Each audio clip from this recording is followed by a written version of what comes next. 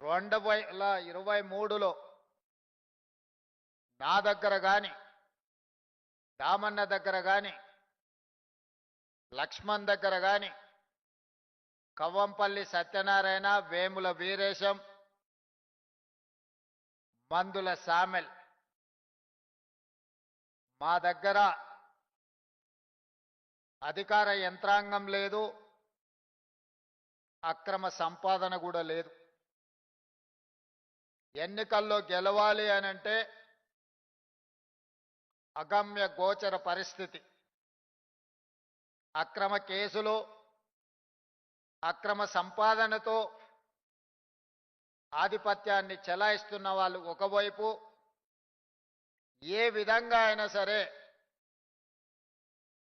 చచ్చినా సరే ఈ ఎన్నికల్లో నిలబడి గెలవాలి అని చిత్తశుద్ధితో మా ప్రయత్నానికి మీరందరూ అండగా నిలబడితే ఈ ప్రజాపాలన ఈ ప్రభుత్వం ఏర్పడ్డది. మాటలతోనో మూటలతోనో గెలిచే పనైతే 2023 నాడు మేము గెలిచి ఉండే వాళ్ళం కాదు. కమిట్మెంట్తో చిత్తశుద్ధితో ప్రజా సమస్యల్ని పరిష్కరించాలన్న ఆలోచనతో ప్రజల ముందుకు వచ్చినాం కాబట్టే ప్రజాపాలన ఏర్పడ్డది. ఆ ప్రభుత్వం కొన్ని సమస్యలకు శాశ్వత పరిష్కారాన్ని చూపించింది. ఈనాడు మీరందరూ దామన్న 60 సంవత్సరాల సమస్యని పెద్దలు కడియం శ్రీహరి గారు మొదటి నుంచి సమస్య పోరాటం ఉధృతం అయినప్పటి నుంచి చట్టసభలో ఇది ఆమోదించినంత వరకు ప్రజా జీవితంలో వారు వివిధ హోదాలలో వివిధ బాధ్యతలో సజీవ సాక్షిగా నిలబడి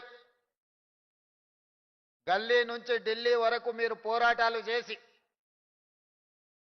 మీ జాతి యొక్క లక్ష్యాన్ని సాధించడానికి వేలాది మంది కేసుల్లో ఇరుక్కున్నారు. కొంతమంది పిల్లల ప్రాణాలు కూడా పోయినాయి.